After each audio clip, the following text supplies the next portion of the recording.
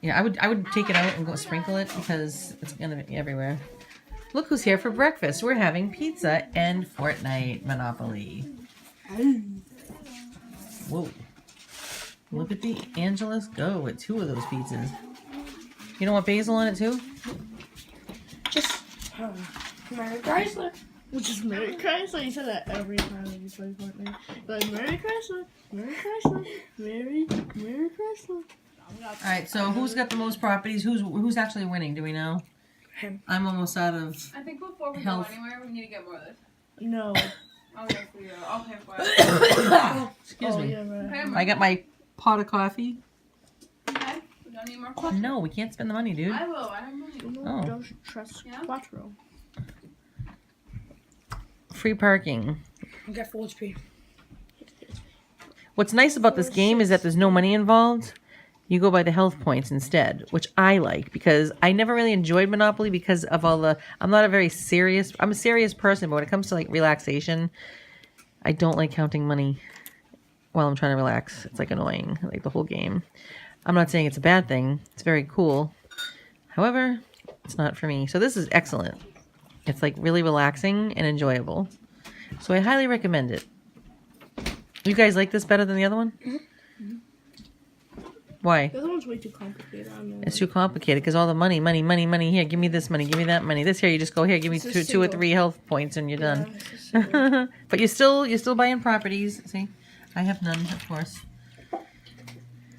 I just want to let you know how cool this game is that when you land on free parking, you get to put 15 HPs, your health points, back up to par. Ooh, ooh, ooh. Oh, I also have vanilla ice cream, you know. Hey, there's vanilla ice cream if you want any. Hey, all right? We have vanilla ice cream, too. Okay.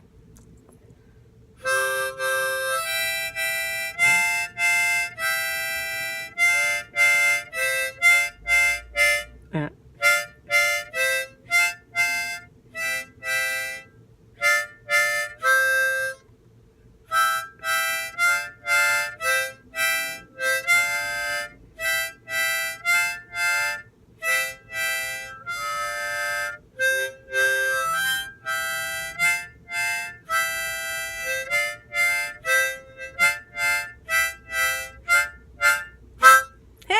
Not bad, right? I just learned that on the way, just now, like a couple minutes ago. Wow, very cool. What'd you think? This is my 3rd day with this thing, and I think I can kind of sort of play 3 songs, kind of. So that's, let's see, Silent Night. And I come from Alabama with the banjo on my knee, kind of, sort of, and old Susanna. Yeah, I love that one. On the harmonica. So then, and then that one there.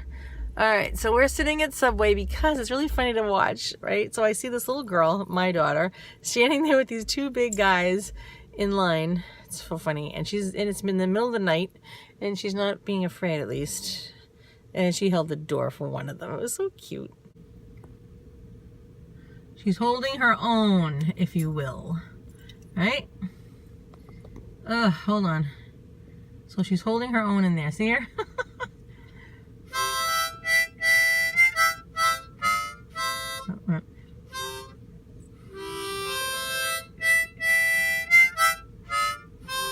Nope.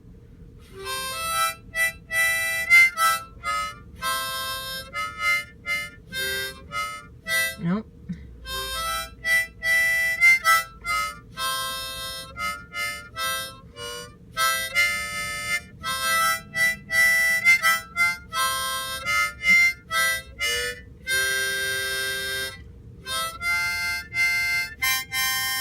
Alright, so I got some work to do, but you understand the gist of it, right? I just love this. I was getting ready to go out and I'm whistling and I'm like, it's the same thing, right? I got to find the notes in my head. I might not know what notes they are, C, D, this, that, and the other thing, but I'm doing it, right? Same thing, but I'm finding it in this little device. So I just love it. It's weird though, because it's not a percussion instrument, and that's what I like to play. But this here, you know, I think I fell in love with it because I love the Waltons and they always play this harmonica. And to me, it's very relaxing. And there's this one gentleman online. There's many of them, but this one man in particular, he's an older gentleman. He is like smooth as butter. He's so beautiful sounding. It's like he owns it completely. He tells it what to do, and it is incredible. Let's see how Sarah's doing. Oh yeah, and I forgot about the alphabet song. I'm learning that too, which you can play Twinkle Twinkle and that other one there. Oh, that nursery rhyme one. Bye bye black sheep. Here she comes. She did it. Holding her own, ladies and gentlemen. Holding her own. Came off. Thank you, Annie. Okay, time to get all that candle wax out of there. Okay, and put these things away. Now, I may be doing that, however, I probably will leave one out as a tradition because Christmas is not a day. Oh no. In the Catholic Church, Christmas is a season. Oh yes. And it ends, okay? It ends February 2nd. Yes, so we go all through January. We still have to celebrate the Epiphany when the three wise men go and see Jesus. So we make a big to-do in our home. There's no one way of doing anything about it. But as long as you recognize it and celebrate it some way. Yeah, so right now I'm just putting away these angels. We're going to keep our tree up, of course. So a lot of people, a lot of Catholics, they put up their tree the night, on Christmas Eve. And then they keep it up all till February 2nd. So it's very exciting. I know it's not the way the world does it, but we don't care about what the world does, do we? No, we don't. Because we're Catholic. Yes, we are. Okay. So this is a great time. I was talking to my friend Heather this morning, and what a great way that she put it. The time after Christmas Day until New Year's, or you can even say till February 2nd. It's a nice way of like after having a baby, right? So Our Lady has her baby Jesus and now she's spending time with him. So, like all the hustle and bustle of buying everybody gifts and did I get everything right and all the cooking I got to do and yeah. And now that Christmas Day is gone, now Jesus is here, you see? So it's a time where everything is slow paced. I know people have to go to work and whatnot, but the attitude about, spending time with your family when you come home and, turn off the computers sometimes and, play the games and spend time. Last night we had a blast. The kids really wanted to be on their computers and I understand because so did I, but they decided after I shut it off, I said, you know what? There was something going on in the home, and I said, you know what, we need to pray because Father Patrick Payton, who is this gentleman, right there's not a lot of lighting there, sorry about that. There he is. He was from Ireland, and he used to say, he had a devotion to the rosary. You can see the rosary in his hands. He say that families that pray together stay together. So whenever there's like this heaviness or like this like kind of hostility towards somebody in the family, it's time to pray. Okay, so I can feel it. I can see it. It's like, okay, guys, you know what? We're going to pray the rosary. And so we used to pray the whole thing. There's 5 decades that you have to pray when they were younger. And then I turned it into 1, and then I turned it into 2. And I told them last night, you know what? We're old enough now where we can comfortably do 3 and not sweat it.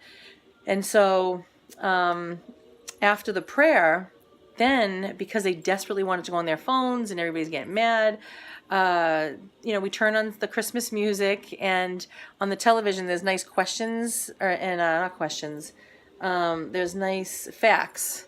So I was reading all the facts while we were listening, and they were playing a board game on the floor. And I thought, this is simplicity. This is exactly right. Because it's true. We're all home right now, but one person's over there talking to somebody else that's not here. And, and I do that too. I talk on the phone with my friends. But I want to also make sure that everybody's functioning and living their life and knowing how to do things, right? So that's what's happening here at the Fry home. And breakfast has already been served. They all love the fruit shake. Look how nice it looked. It came out beautiful. There it is. It's so thick and wonderful. What's in there is frozen strawberries. some chia seeds for one of the gang, and some plain yogurt, excuse me, and coconut, you know, the MCT oil from the coconut, and almond milk. Yeah, so now I'm going to finish up with these candles, make some salmon, because it's good for you. So there was this cow. I'm so happy for him. He's from New Jersey, and he escaped the slaughterhouse. Okay, what does that tell you? And they found him roaming around the streets, and they brought him to a sanctuary. Yay, he escaped it. I'm so happy for him. So happy. Oh, I have such a hard time with this. It's not easy to know that all these animals are suffering. So may St. Francis be with them. All right. And I made coffee. Isn't that what Tigger says? You know, I know how important technology is to us, and I know that the majority of our life we're on it. Maybe you're not like that, and good for you, man. But do not be afraid of the craziness that your children will give you when you say, you know what, and don't do it like in a mean way, like, well, too bad for you, we're not going to be on this tonight or today or for a couple of days. You know, be honest and be fair, and just, you know, I would like it. Well, why? You know, I don't understand. You're always doing that. Well, this is why. You know, and you explain yourself and you say, that's it. This is how it's going to be. Well, I'm bored. Well, that's okay to be bored. Think about other things to do. So I encourage you not to back down. God gave your children to you. And so we have these little radars, right? And we know what's best for our kids at times, right? Not all. We know what's good for our kids. All right, so we get a nice butternut squash. Just put some slits deep inside and put it in the oven.